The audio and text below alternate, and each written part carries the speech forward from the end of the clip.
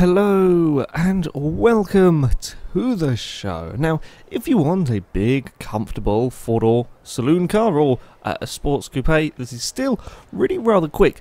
You can't go wrong with buying German, and there is plenty of cars to choose from. From Audi, you can have the nice, big, and relatively safe four-wheel drive S4. Still packs a fair amount of punch though, 329 horsepower from that one. If you want something though a little bit faster, a little bit more crazy, you go for the BMW M5. 552 horsepower in this thing, all through the rear wheels.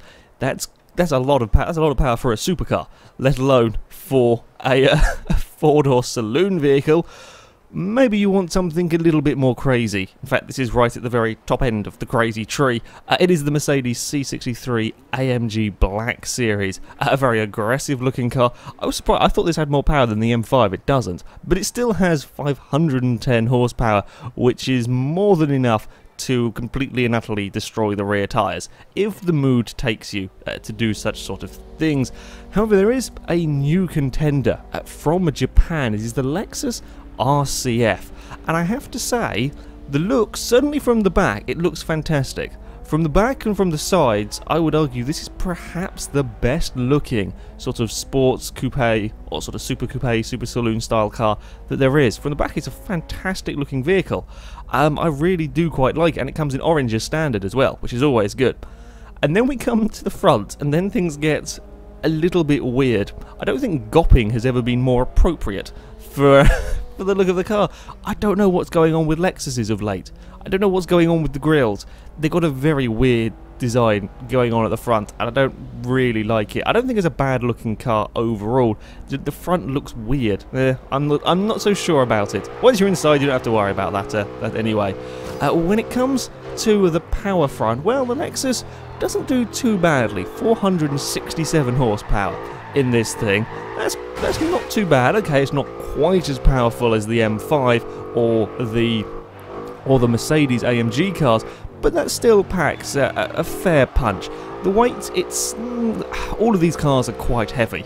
The weight for the Lexus, 3,900 pounds. Yes, it is quite heavy, but that's about the same weight as the other vehicles. It's lighter than the M5. It's a little bit heavier than the Mercedes. It's sort of around about the average mark.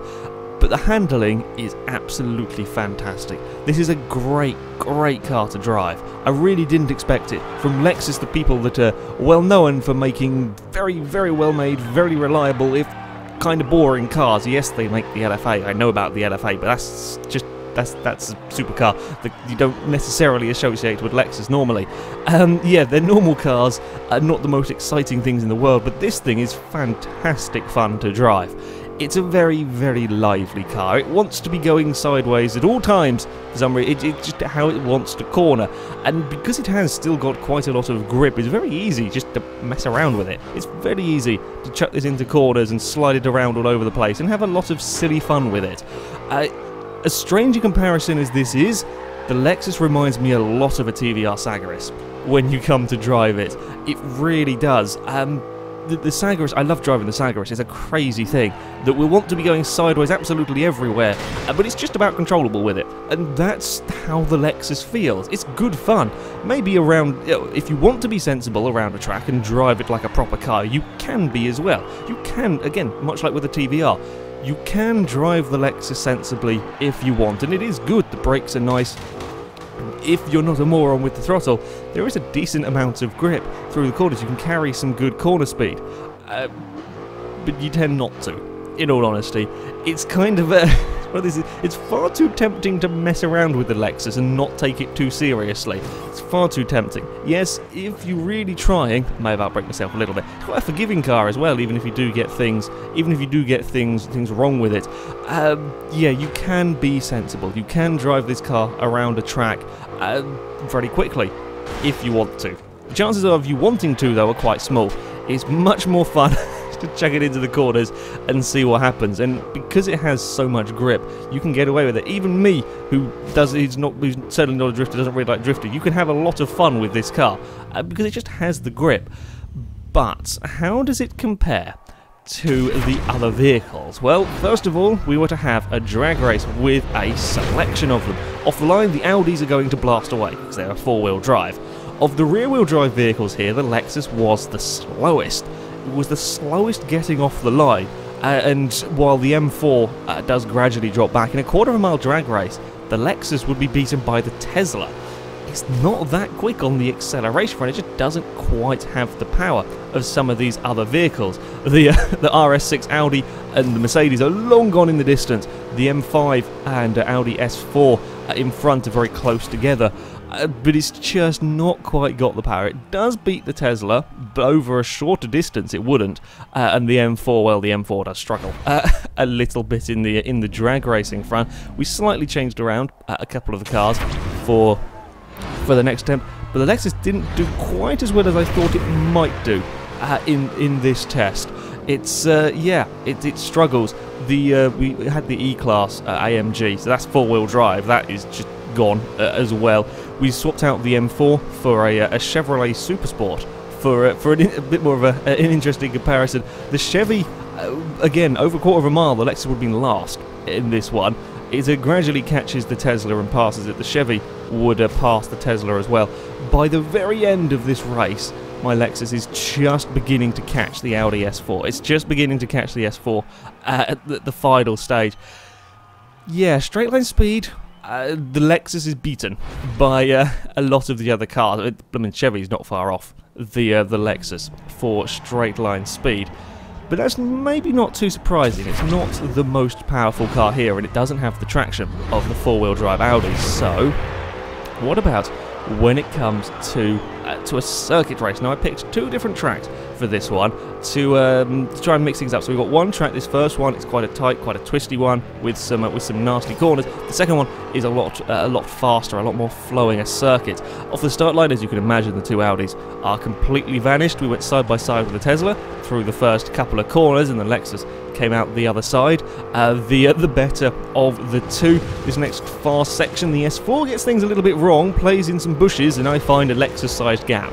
There was a gap for the Lexus, and not much more on that one, as cars were struggling with these tight turns. This is where the Lexus really does come good. It doesn't have the power out of the corners. It just gets beaten on acceleration by the AMG Black and the big Audi at the front. But through the corners, when I'm actually trying to drive this car quickly and I'm trying to be sensible, the Lexus is really very, very good. I'm stuck on the outside of the AMG Black series, and that is a long way around. I keep my car all the way around the outside. If I had enough power or a lot less weight in the Lexus, I would have held on to the position there, because I kept my car very much alongside him. I was just completely outdragged by the Mercedes. Behind me was a BMW M5 that was very, very quick in a straight line, but not quite so controllable, shall we say, through the corners. And behind him, or swapping positions quite regularly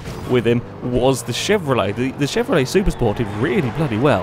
I have to say, I'm really impressed with how well that car kept up. It was having a look at the inside of me on that particular corner, and us four were quite close. The Mercedes would scamper away the minute we came to a straight and then be a bit more of a handful through the corners. This corner caught out a lot of people. If your car wasn't good under brakes, that corner would catch out many a car. Again, we're doing it side by side around this final corner. May have taken out a signpost. Mercedes sliding, I'm sliding a little bit. Chevrolet's managed to get to me inside on the exit. Fortunately for me, the Lexus has just that little bit more power. The Chevy's only got 415 horsepower, one of the least powerful cars here. The only car that's less powerful is the Audi S4. The Chevrolet, yeah, it does remarkably well for keeping up as well as it did. Mercedes is getting a big Mercedes like sliding, as you can imagine. It's probably one of the very few cars that's more sliding than this bloody Lexus. Again, coming into this section, Mercedes bumps the wall slightly, and that's all invitation I need to have a go up the inside.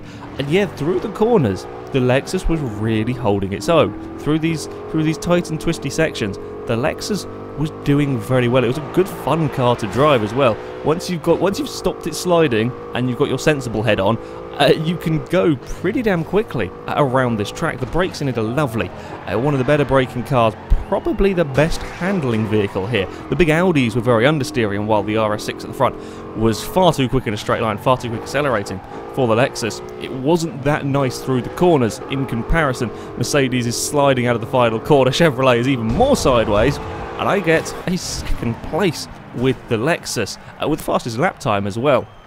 It would be pretty damn tough though to find a way past that RS6, because yeah, the straight line speed of the Audi and the Mercedes, well, the acceleration out of the corners was phenomenal from them, but there was enough cornering speed from my Lexus to take a second place.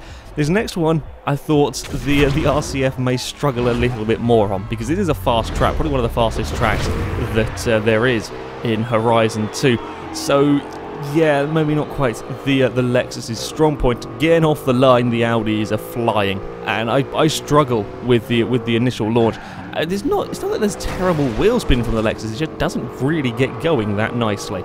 I don't know, I'm not quite sure what it is. It's not the heaviest car here, it's not the least powerful car here, it just doesn't quite get going as quickly as these other vehicles. Things get all very scary as we try and fit 4 cars in the same piece of tarmac. 4 cars in the same piece of tarmac rarely work. We managed to out-accelerate the Tesla, and then it's all 3 wide through the first part, and then everything's a bit calmer through the second part of the very fast chicane. I'm getting to the inside of the C63. The 2 Audis are struggling with understeer and struggling a little bit on the brakes. The Audis are certainly rather heavy cars, and the Lexus is leading the race on this on this first lap, while everybody is busy fighting amongst themselves. The Lexus has actually got to the lead. The Mercedes was around. I tried to give him space on the inside, ended up running a bit too wide.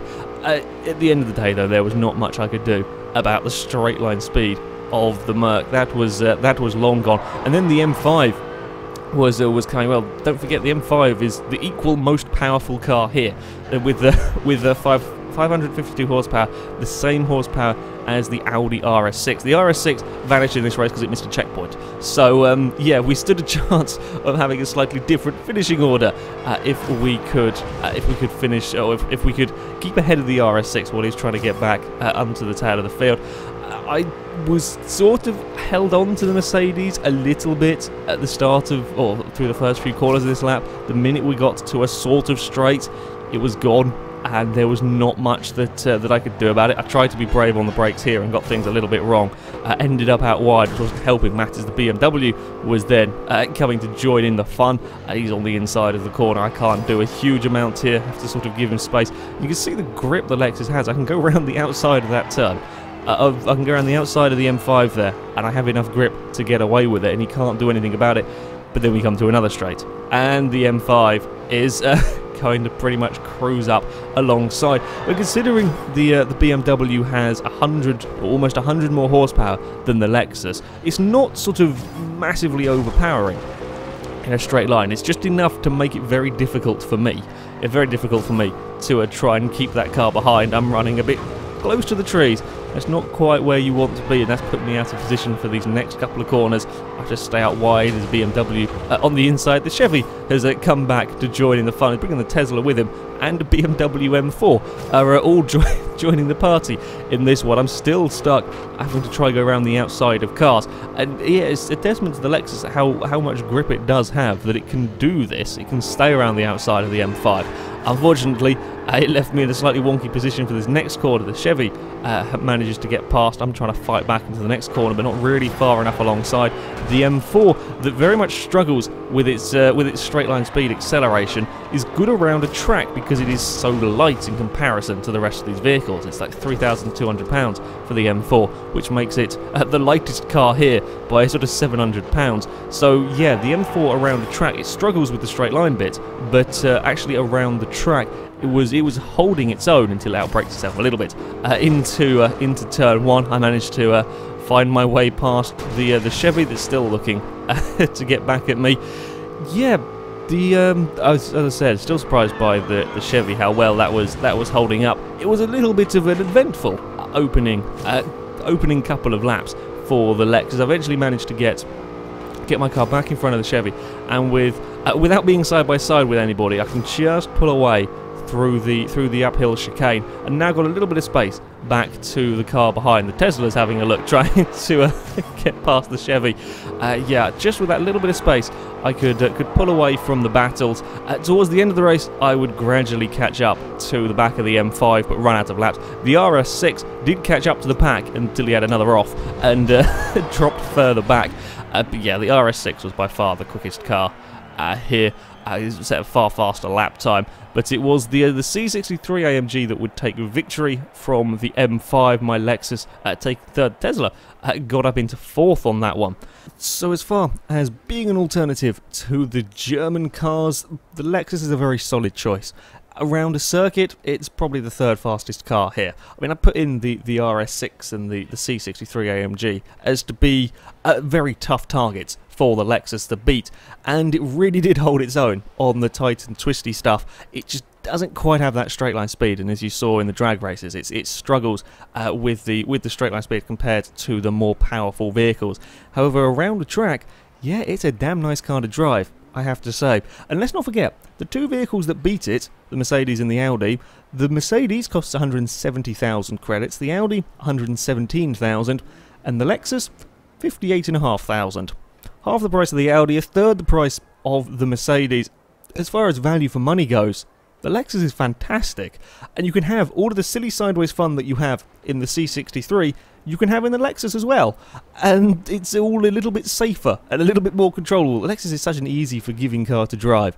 I really do quite like it. It's a really very good vehicle. I would say, certainly from the back and sides, it is probably the best looking car here, but from the front, that silly grille slightly ruins it. It does sound quite nice as well. It's maybe not quite up there with the C63. I mean, if you were to give me a choice of all of these cars as to which one I would have, it would be a tough choice between the Mercedes and the Lexus. The Mercedes is just that little bit more almost exciting in some ways, but still the Lexus is a damn good car to be keeping up with these vehicles. The other car that surprised me a lot in this was the Chevrolet, another very good value for money vehicle with that Chevy. But yeah, the Lexus is a really good, solid alternative to the German vehicles, and a very good fun car to drive. I highly recommend you give it a go if you haven't already. Anyway, that is it from me, so thank you very much for watching, and until next time, goodbye.